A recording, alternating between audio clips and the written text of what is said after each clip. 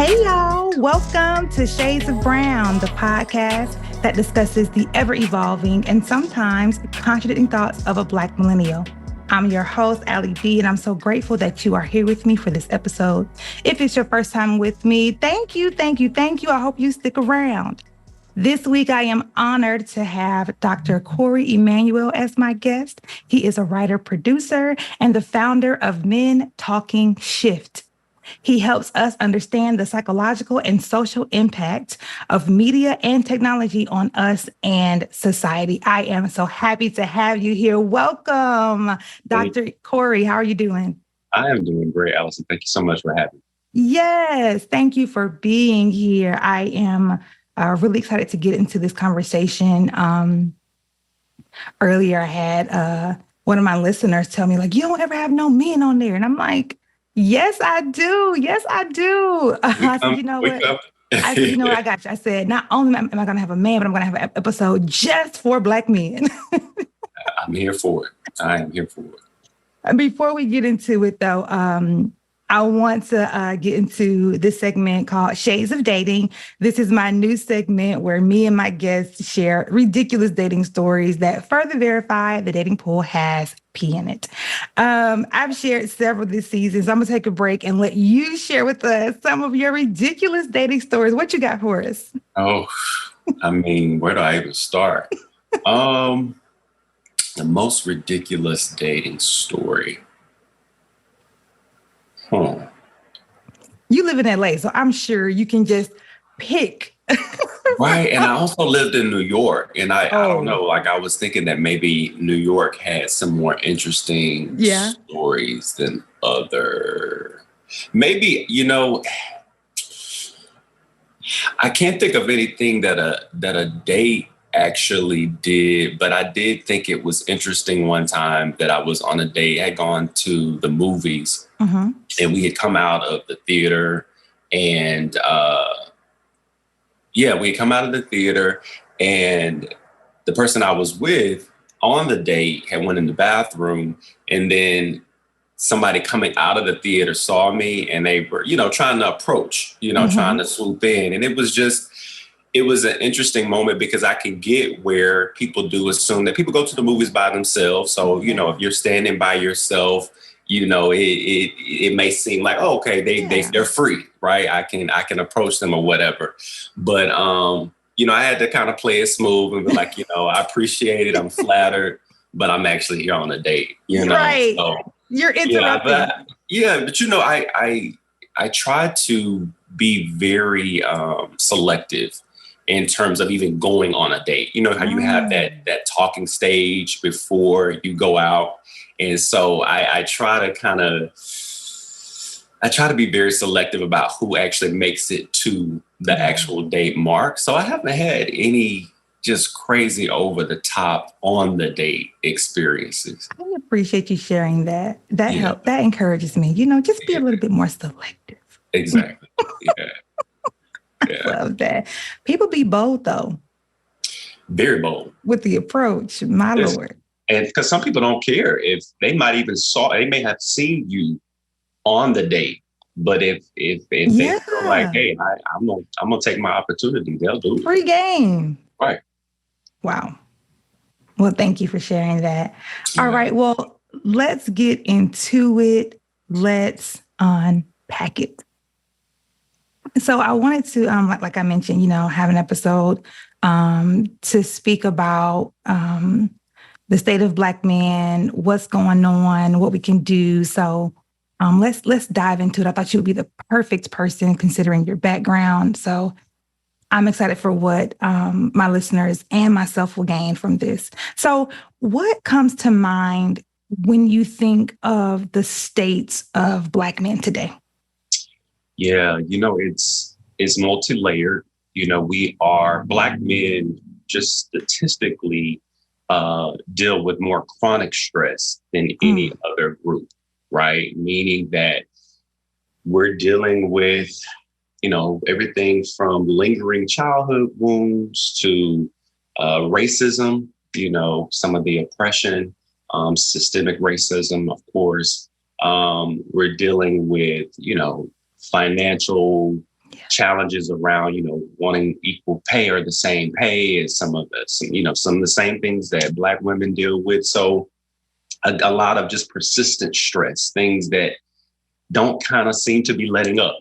Right. Yeah. So I know that's big with us. I think in terms of relationships and dating, we're also, as Black men, having to reckon with, again, origins, childhood wounds, things that we saw modeled, gaps in terms of the types of love and nurturing, and compassion that we should have received growing up. And so, of course, that's going to manifest in adulthood in some problematic ways for us, right? Which can, depression, another big issue for us, anxiety, which is something I have deal with, spoken out about. So as I'm talking with friends and I'm looking at the research, again, it's very multi-layered, but again, that chronic stress piece is probably the biggest thing that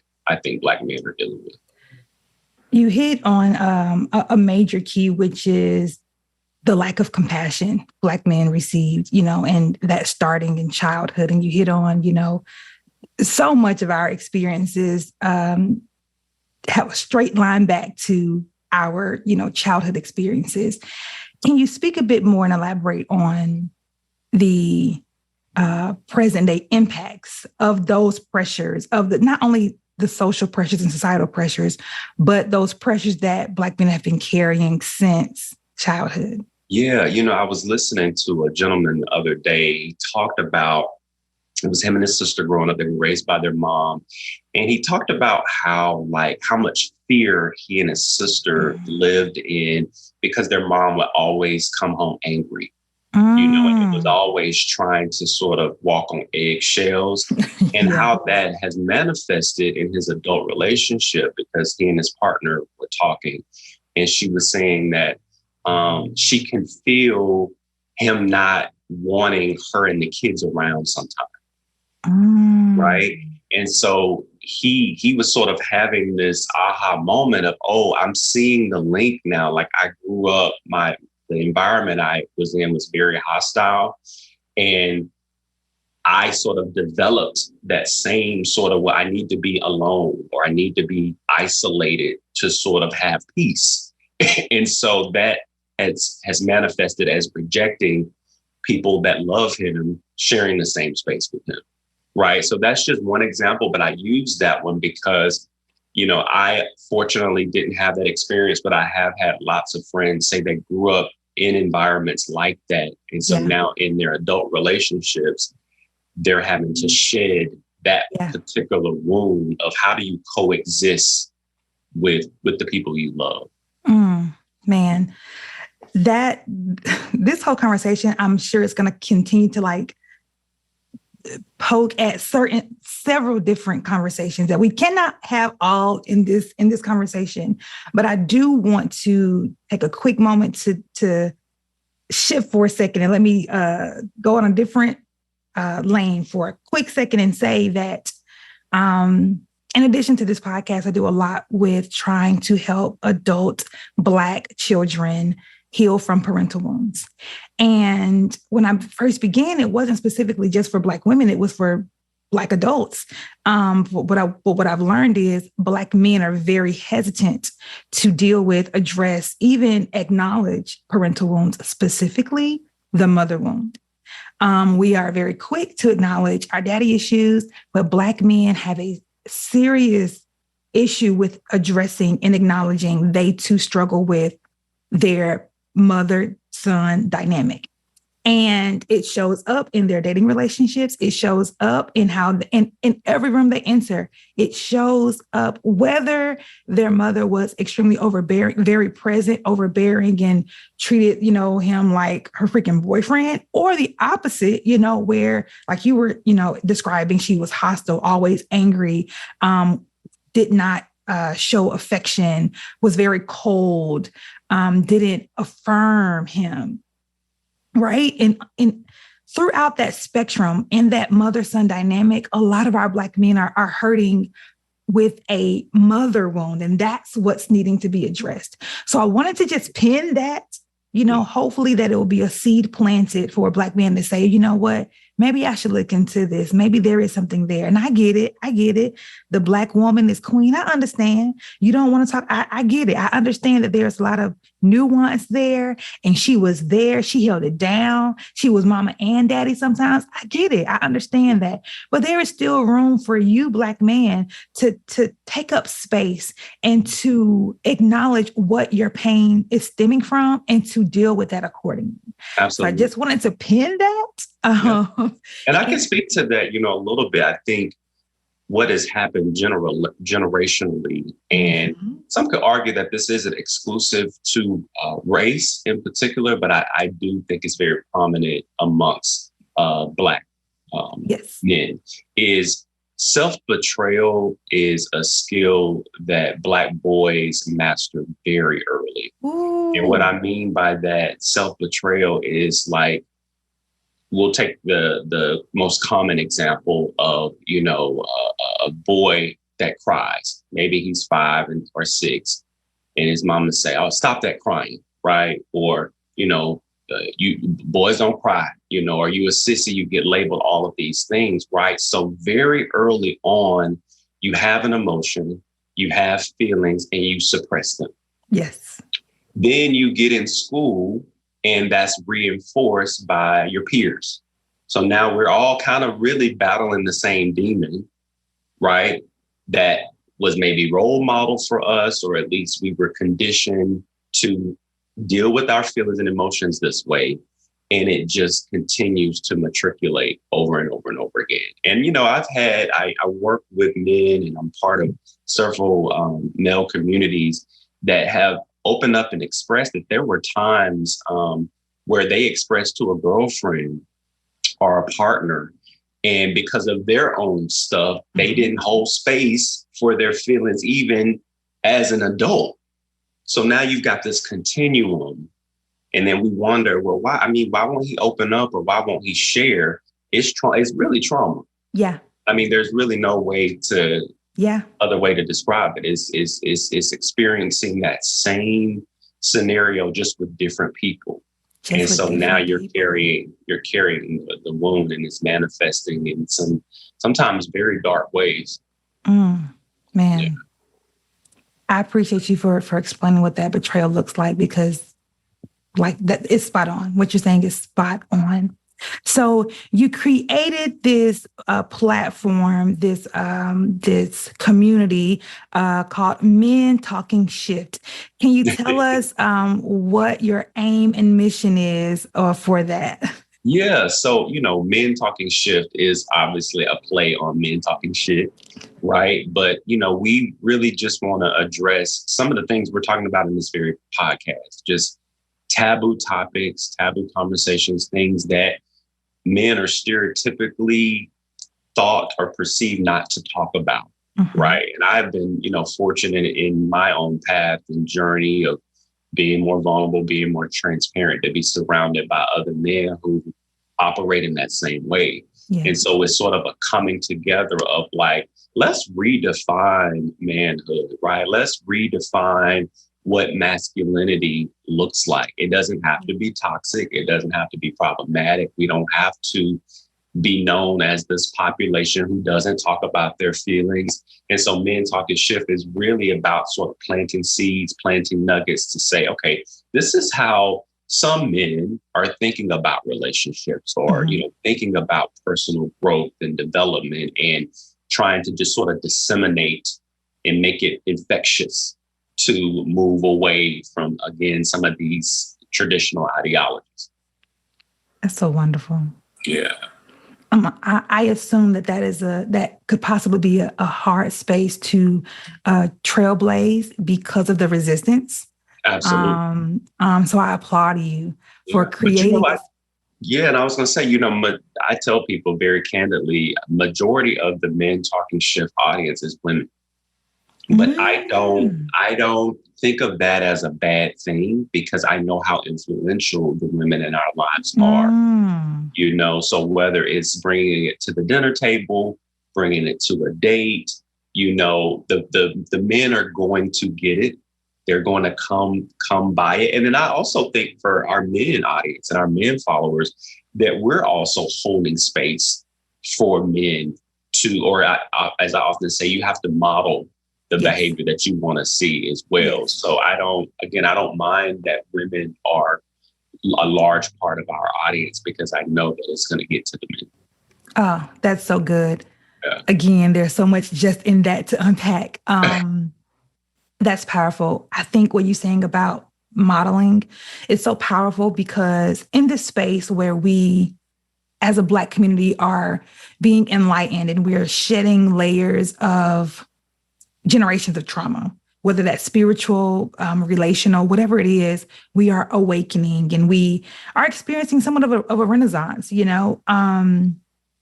I think that when we get into that space, we want so badly for our tribe and community to give that too, right? Like, let me just give you all this information or I need for you to change. And it's like, well, the best thing to do is just to model it. And I've had to learn that even in my own life, where I felt like I was hitting brick walls or, I wasn't being effective.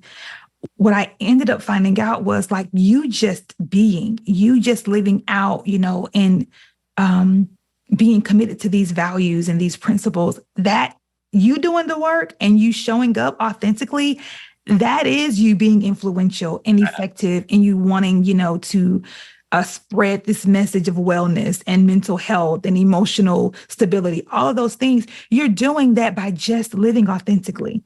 So I think that you saying that is so powerful because it's not always in us having to be in teacher mode, or us having to fix someone because we can't fix ourselves. Heck, we can't fix people. People aren't to be fixed. So I thank you for encouraging us to just show up and model it. Sure. And yes, Black women, we are powerful in regards to our influence to our men, our sons, our brothers, our partners. So let's be wise in how we move with that influence and with that power. Yeah, because we can make or break a man. And that's just the truth. It's just the truth. Whether we want to admit that or, it just is what it is. It's in our nature. It's in our makeup. Yeah. And I would encourage us to be wise in how we use our power. So 100%.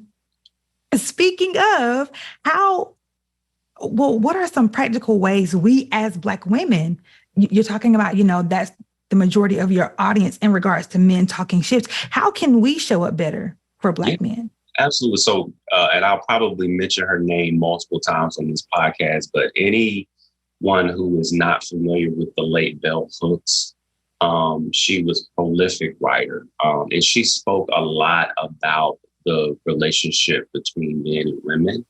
And so I'll share one of my favorite quotes with her that I think will open us up to unpacking this.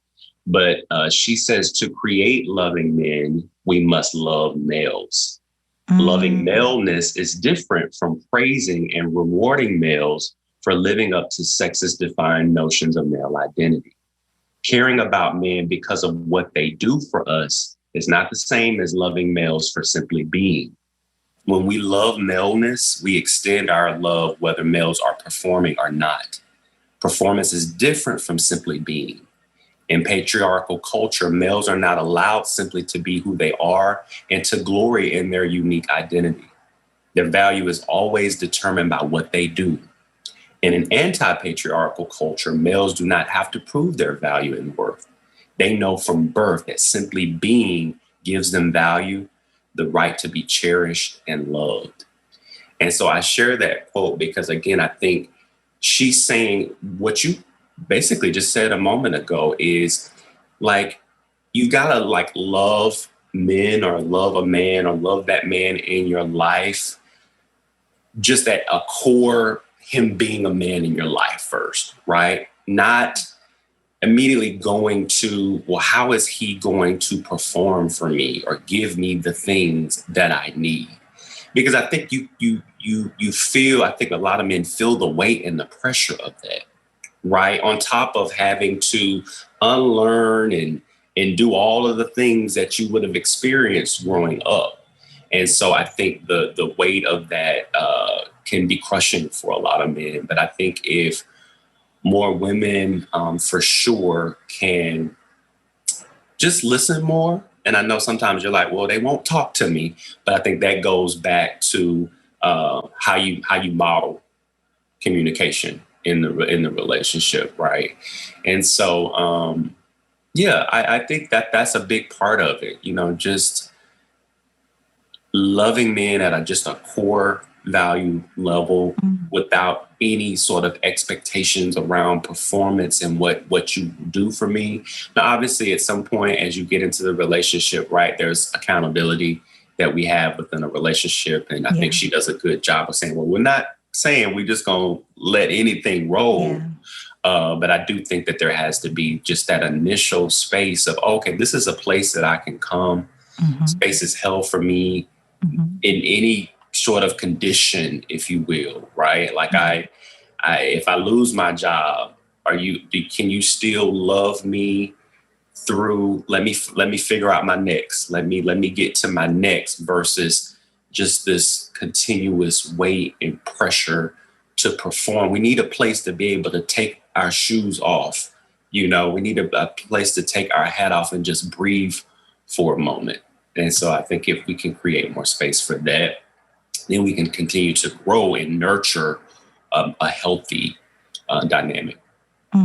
That's powerful. Yeah. Man, that's powerful. What is that balance when it comes to holding space for and loving a man just at his core, just for being, and also holding him accountable to being his best self, his highest self? How do we balance the two? Yeah. Well, I think some level of it is just your own self accountability, right? And just self check-in, right? And it's work. I tell people when I break this stuff down and we talk about it, I'm not saying that it's like, okay, in 3 minutes, I got it. And move on to sort of the next thing. No, it's an ever evolving process, right? So I think being able to check in with yourself and say, okay, is this something realistic that I'm asking of my partner? Or am I projecting onto my partner? If there's some sort of deficit in another area that now I want my partner to swoop in. And I think it works both sides. I don't think it's like just women doing this to men. I think men do it to women and vice versa. But that self check-in is really important. I think you get there through therapy, meditating. There's a lot of methods to sort of check in with yourself to see, okay, what is true to me? How can a partner support me in this, but not necessarily be the one to sort of swoop in and always save the day? So that's one of the ways, I think. I think we also have to increase our own level of vulnerability and transparency, because somewhere somewhere along the way, whether it was childhood or in some of your adult relationships you've been in, you've experienced rejection. You haven't been validated in your emotions. And so how does that now show up in the current relationship? So again, it's so multidimensional. Yeah. But I'll pivot it back to you. I would love to know from you, and some, whether it be dating or in friendship with men, what have been some effective ways that you've felt like showing up this way has increased the way he might be able to show up? I believe that one of the most effective things has been affirmation and just general encouragement. I've found that even though I don't always feel like it's effective, because I don't typically get the response that I'm looking for. Because when for my girlfriends, it's like, oh, right. With men, it's just like, okay, but it's one thing that I have leaned into, and I won't even say like intentionally. Honestly, it's just who I am. One of my love languages, my secondary love language, is words of affirmation. So it does come naturally to me. But I have seen over time, the men that I've been able to affirm regularly, they will eventually come back and and thank me, or in some kind of way, whether through action, behavior, or through their words, will tell me that was working. That helps me open up. It helps me feel safe enough to share some things with you that I've maybe have never shared with anybody before.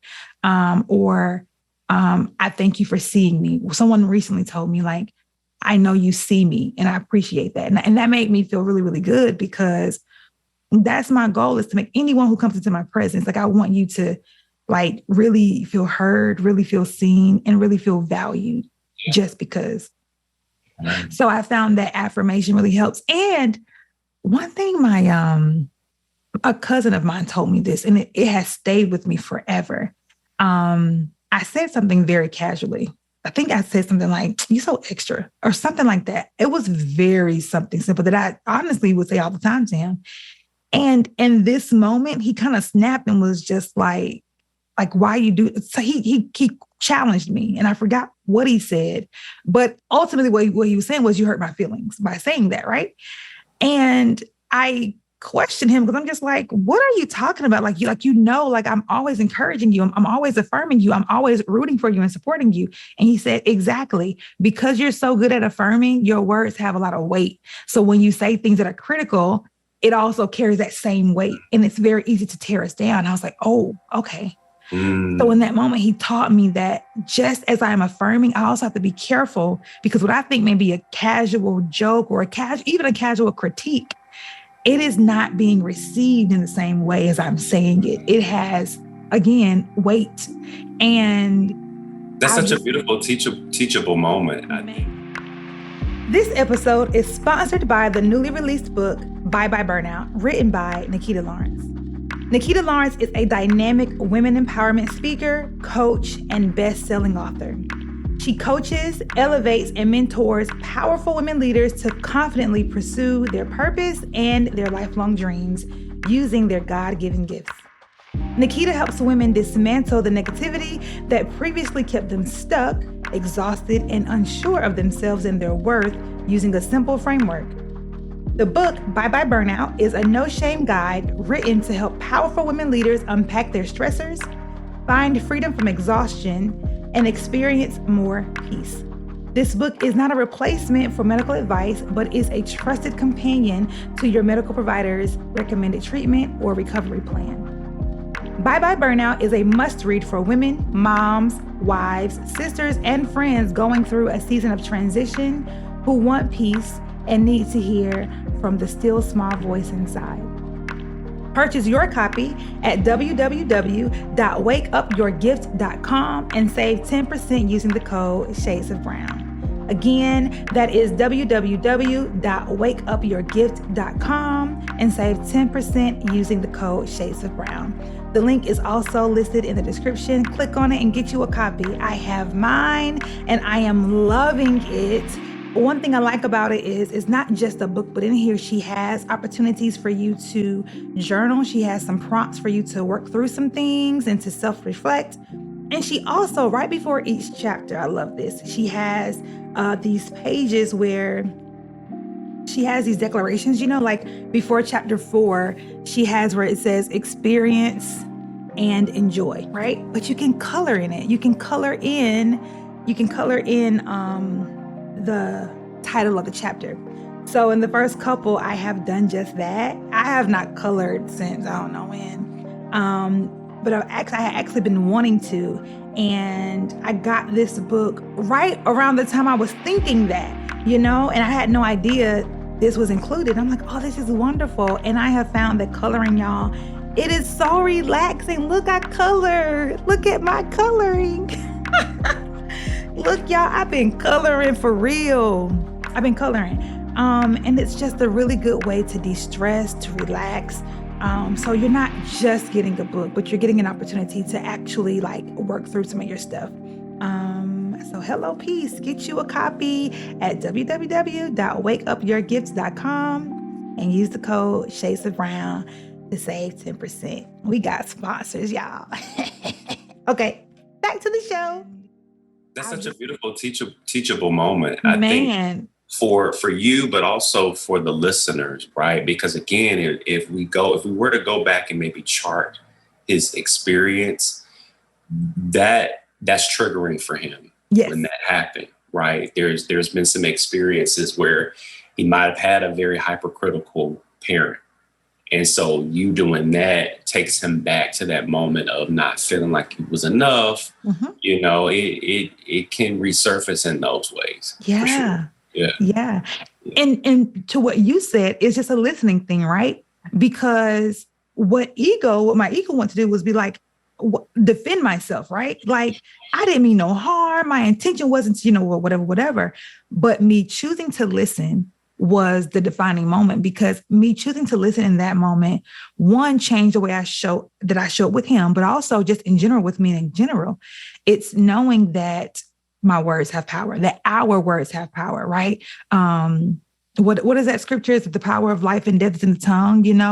Words are seeds. They have life to them. So we all should be careful with what we're saying. And we have all defined curse words by being this handful of words we use, right? But the truth is, curse words can be anything we say that goes against someone's true identity, right? You ain't gonna do this. You're gonna be just like that. Ain't no one gonna love you like I love you. Those are curses. By definition, those are curses, right? So we have to be very intentional with our word choice. Right. So I think that's been something that has helped me to sort of break through that barrier. And like you said, it hasn't been quick. It's just been a commitment to love. And the unconditional, it can be hard sometimes because like you said, our men tend to feel the need to perform and to check off boxes. So there are a couple of like tangible tools, because I do want our listeners to have some things to walk away with that can help with this particular scenario. So if you have never taken the love languages quiz, I think that's very important, because if you're in a dating relationship, and it really could even be a friendship, you need to know how a person needs to experience love. Yes. Right? That's important. But then there's also something called an attachment style quiz.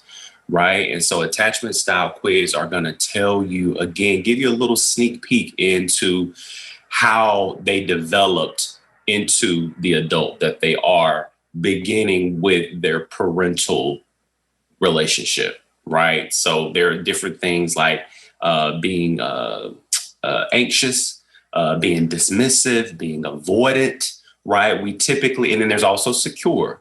So there are different attachment styles that we fall into. And a lot of people think, well, if this is my attachment style quiz, this is how I'm going to be for the rest of my life. And that's not true, because once you take the quiz, you'll see you kind of like are a certain percentage in one category, but there is absolutely room for growth and healing in those areas, because ultimately we would like everybody to move to sort of the secure attachment style. So, but if you take that love languages quiz, you and your partner, and you take that attachment style quiz, I'm not going to say that's going to overnight fix everything, but it's going to show you how to show up for one another. It's going to demonstrate what areas need work, right? And you'll be surprised, because if you're the one feeling like, okay, I got to kind of bring my partner into this world, you'll be surprised as to what you discover about yourself, which of course is affecting how they show up with you too. That's good. Yeah. That's good. Those are some good tools that I rely on heavily. Yeah. So let's get into more of the psychology piece. So you're not just a psychologist, but you are a media psychologist. Can you tell us what exactly that is and what led you to this career path? Sure. The most simplest, definition of a media psychologist is someone who looks at how television, film, social media, anything, it could be artificial intelligence, how these various forms of media technology influence human behavior. Right. So me and my colleagues who operate in this field, everybody kind of goes down their different path. Me, because of, the television writing, I was more so interested in, well, how for we'll take the example of Black men, right? How are Black men being portrayed in the media? And how does that perpetuate certain stereotypes? How does it role model for us? Because television film is a role modeling influence. How does that show us how to be in relationships with one another? Mm-hmm. Right. So for me, I like to often use the example of This Is Us. This Is Us was one of the first shows that I really saw a Black man go through a very intentional, impactful therapy journey, right? It wasn't like one little or two little episodes. Like, we saw him go on that journey. And so I think that's a very positive example of, okay, this for a Black man and his experiences of being Black, how, like, what can happen through therapy, right? And he experienced some breakthroughs there.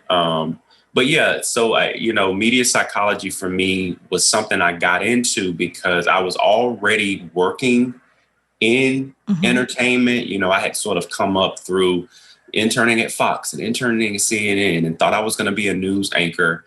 And I was like, you know what? I don't think I want to necessarily get on TV and sort of talk about, local news situations every day. What I want to understand is, how are we being impacted by what we see, right? And are there ways to help us grow and learn to be a better society through the media?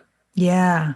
Yeah. That's beautiful. Yeah. And it's a challenge, though. Like, that's not easy. I think the pandemic was such a great, 2020 in particular was such a hard year, hard years, I should say, to be Black and be looking to the media for some sense of hope, where we had George Floyd and, we had Breonna Taylor, and we had so many representations that showed the dehumanization of us as a people.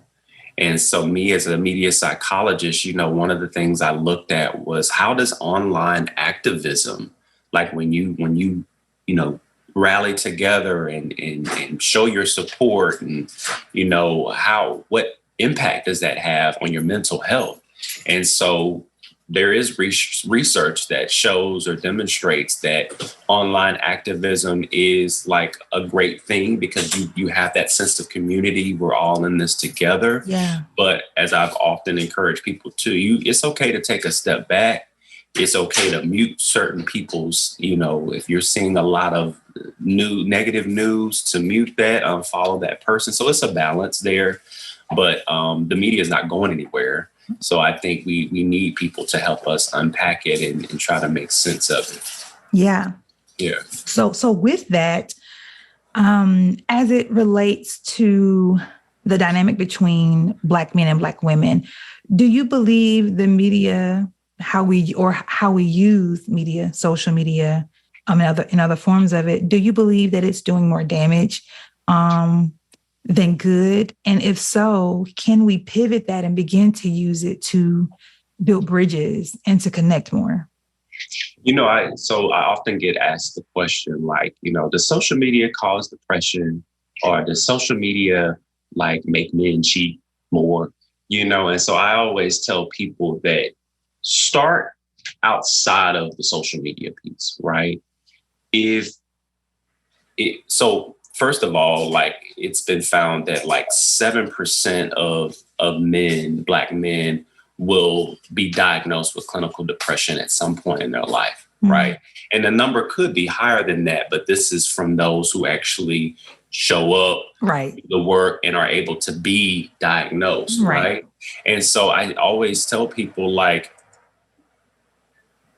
social media can increase depression, but typically there's already some underlying, issues, trauma, mental disorders that are already there. And then, yes, you can get on social media and be triggered. Same thing with cheating. I tell people, like, cheating is an integrity issue, right? There's something going on with you at a core integrity level. But social media does offer this huge playground, right, of opportunities. But So, but in terms of just saying like, oh, social media does this or Mm-hmm. causes, it's not that black and white, right? Yeah. And so I always just try to make those distinctions. But yeah, social media can absolutely increase anxiety. It can increase depression, but you still need to do the work of sort of figuring out where you are emotionally Mm-hmm. outside of social media, right? And then you may find, oh yeah, I need to be off social media because Yeah. this is a huge trigger for me. It's definitely not helping me in this particular area Yeah. that I'm struggling with right now.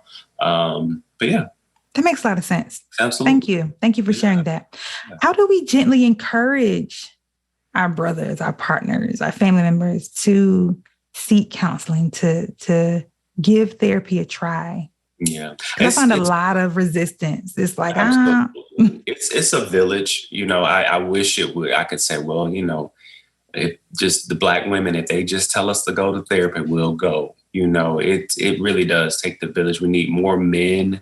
And again, going back to the Men Talking Shift community, more men talking about their therapy, results or scenarios, what they're getting from therapy. We have to normalize the conversations or the growth that comes out of therapy, mm-hmm. right? I tell men all the time, you don't have to give us all of the intricacies of your story, but anytime you kind of experience an aha moment, going back to what you were saying earlier, the mother-son wound, where you've dealt with body dysmorphia and you're healing from these things, share that, whether it be with your homie at the basketball court or, you and the other men down at the mentoring, session, like normalize these conversations. Same thing with women. The more you are willing to sort of share where you're growing, your modalities for healing, all of these things have to be normalized because again, going back to the whole childhood thing, we've been conditioned for so long to betray ourselves and suppress our feelings. It's unlearning those things, and you can't unlearn it unless people are talking about it and they're showing you how they're moving through it and how they're navigating it.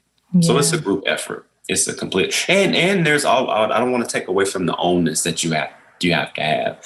Like I know one of the things we talk about often is like the difference between emotional intelligence and emotional maturity. And a lot of studies actually show many men don't emotionally mature until they're in their 40s, right?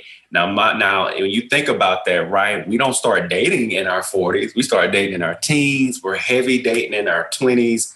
We're getting married in our 30s. So yeah, you are going to sometimes encounter relationships where some people aren't that emotionally mature. And the thing about emotional maturity is it's influenced by a number of different means. Again, how you were raised, role model, influence, all of those things. These are skills. Emotional maturity comes by way of life, right? And so if it really depends on how you're living your life, yeah, whether you're going to be increasing your opportunities to mature, yeah, right? Because you can be emotionally intelligent and know the things. You might follow all the posts on social media that would make you think, oh, I got this thing. But if you then don't put it into practice in your relationship, on your job, with your homies, then it kind of just falls flat. Man, I don't even know that I put this piece in the notes I sent you, but you are literally speaking to a sub bullet I have almost verbatim, because I was going to ask you earlier, like bridging that gap with our brothers, specifically bridging that gap between emotional intelligence and emotional maturity. Because what I found then, as I've entered my 30s, I'm like, I've got more standards and, I've got more boundaries, and I'm in this place of self-love and self-care. Therefore, the men I entertain, family or otherwise, I require a certain level of emotional awareness, because I'm not putting up with just anything anymore. And that's not just romantically, that's just across the board, right? But what I found is, okay, now I found that my circle is becoming a reflection of, who I am, right? The men who are aware, who are in tune with who they are, who have the therapy lingo. They say all the right things, but there is this gap. Yeah. And I found that, oftentimes these men who I'm like, okay, I can, start to take my guards down because they get it. Mm-hmm. But then they continue to harm, with their behavior, their inconsistency, their lack of accountability, their lack of follow through, integrity, all these things. It's just like, but wait a minute. So I appreciate you saying that the emotional maturity doesn't often come until later, because that gives me language for even my own personal experience. And I believe it'll give language to my listeners, men and women, to help understand and shape their experiences. Like, what is going on? Because people are not to be thrown away, right? We can't just toss them to the side. I want to be patient with my brothers. I want to be, like, okay, help me get this. What's going on? Because that's been a huge point of frustration for me personally. So I think, thank you for saying that piece. For sure. And I think, again, speaking specifically to our Black listeners, one of the things I enjoy doing as a media psychologist is sort of picking apart memes, TikTok videos where people talk about their childhood dynamics and how that sort of manifests in adult relationship. And I think one of the best examples I'm seeing recently are a lot of Black people talking about how their mothers didn't apologize, growing up. Like, you never got, I'm sorry. It was sort of like conflict happened, something blew up, and then it was like, well, come in here and get something to eat. So I tie this back to the emotional maturity piece, because again, I think we're conditioned and taught at a very early age how not to work through conflict in a positive way. What does it look like to own your mistake, apologize for it, and move through that in a health? We don't know. Many of us don't know. Right. And so, yeah, you can know the lingo of, okay, this is what a good apology looks like. But if you don't get into relationship and see the conflict through, then you never get an opportunity to really demonstrate emotional maturity. Yeah. Right. It seems like it's this big, hard concept, but the more you think about what you saw, what you experienced, and I always tell people that's never an excuse to, well, my mama never said she was sorry to me, so that's why I don't say I'm sorry to people now. Well, your mom didn't say she was sorry a lot. That was problematic, right? So now you have a choice, right, as to how you show up, how you apologize, and how you work through conflict. Yeah, that's good. That's good, man. That helped me. Yeah. All I heard you saying was, girl, start dating 40 and older. That's what I heard. Right.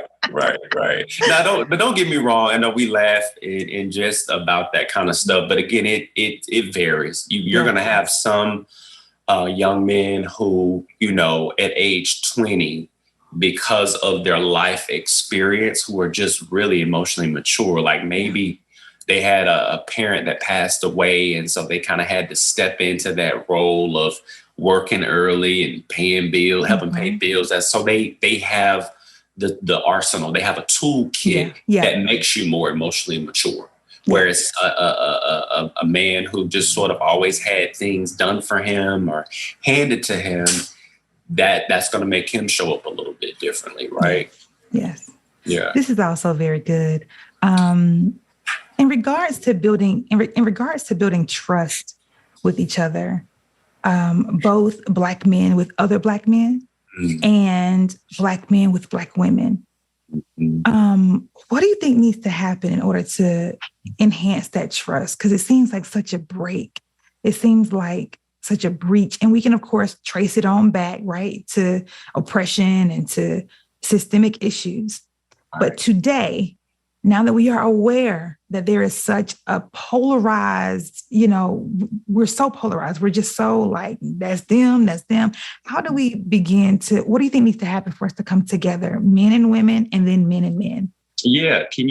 Would you mind giving me an example of where you maybe experienced trying to build trust and it sort of falling flat or it wasn't reciprocated?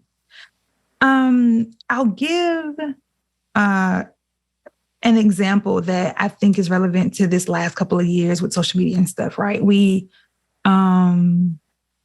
It was the rise and the really unfortunate fall of Kevin Samuels, right?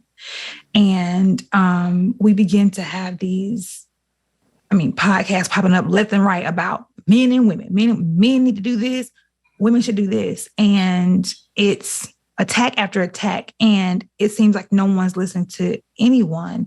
And no one is realizing that we actually need each other to exist, to coexist. Like we depend on we should be interdependent, right? Yet we continually isolate ourselves emotionally. We're together, we're in relationships, we're in friendships, we're showing up at work. So we're together, but we're so not together. Right. So that's an example of where I've seen this just like separation where it's always y'all need to, right? And I'm like, all right, so clearly there are valid points on both sides of this argument, right? Like, and we've talked about, listening more and stuff, but there's just a general sense of mistrust and I can do without, the other party. And it's troubling because it's just like, y'all, we're not going to get nowhere. Like we're going in circles. So that's more of where I'm coming from in regards to that trust thing. Like, yeah, I often think about trust through the lens of abandonment, that there was some relationship, there was some moment where you put your trust in someone and they abandoned you, they disappointed you, they just flat out lied to you, right? So there is some healing of whatever that is that had to happen, right? And I think if you've lived life, you've experienced being lied to, being abandonment. And so now it's sort of this collective, like you just described, of people not trusting one another. So it's valid in that you don't want to go through that experience again. So it's easier to just say, well, I ain't gonna trust nobody. Ooh, right? I get it. But to your point, that's not really how you're going to be able to foster any thriving relationships, because a relationship, a friendship has to have a level of trust, right? So I would just encourage anybody. I always say, you got to find your tribe, right? Which comes through, again, experience of you gotta let people in to a certain degree as you get comfortable. And you also kind of have to see, well, how are they going to hold this information I've shared? How are they going to hold my truth? Give people an opportunity. And if they show you already know what it's like. You already been hurt, disappointed, and nobody wants to repeat that. But you also can't sort of stay in self-protective mode and think that you're going to build thriving relationships either. Ooh. Right. So it is going to be a matter of opening up, sharing, and you do that again through careful, selection and asking questions about how people think in terms of integrity. Yeah. Right. Where is your sort of moral compass? Mm-hmm. And I think the more you plant those seeds, people will reveal themselves. They'll reveal if they have that emotional maturity and they have that emotional intelligence. Right. But none of this stuff is just like out the gate overnight. Oh, okay. Yeah, this is somebody I can trust. You have to go through the cycle of dating, of communication in order for those things to reveal themselves. Yeah. My pastor says this all the time, and it's so true. There is no victory without vulnerability. And it all goes back to that. It's a risk. But we've got to, as Brene Brown would say, brave trust, brave vulnerability. Absolutely. We just got to do it and use our discernment. We need to pull back, and trust that we're going to be safe. We have enough life experience to know that we're going to be all right. Absolutely. Thank you so much for this conversation. You have dropped countless gems. You have helped me, and I am certain you've helped our listeners today. And I just appreciate you so much for joining me. Can you tell us where we can find you and share anything else you may have coming up? Absolutely. So Twitter, Instagram, you can find me at Corey Emanuel. That's CoreyEmanuel. On TikTok, I'm Dr. Corey Emanuel, trying to drop some gems over there. And then Men Talking Shift, that's SHIFT. Love to see you guys come over and follow us on Instagram. So I look forward to connecting with you all. Wonderful, wonderful, wonderful. And you all can find me on Instagram and Facebook at Shades of Brown Podcast. If you like to get some merch, you can, of course, visit everythingalyb.myspreadshop.com or just click the link in the description below. If you would like to become a sponsor, you can also click the description below. And if you like to support the podcast in ways that do not cost you money, please feel free to subscribe to my mailing list, subscribe to my YouTube channel, leave a 5-star review on Apple Podcasts, and just share this podcast with your community. Share this with your friends, with your partners, with your family. Share. And I really appreciate your support of this podcast. And of course, if you want to start a podcast, reach out to me. Let me help you. Click the link in my bio to schedule a free consultation. I also have a starter kit. You can download that for free. Your voice is needed as well. So if you're like hesitant, you don't know where to start, I would love to help you. So thank you again for tuning in today for this episode. And as always, I would like to leave you with this. I hope that you would be well, love well, and be loved well. You deserve that. That is my prayer for you. So until next time, bye.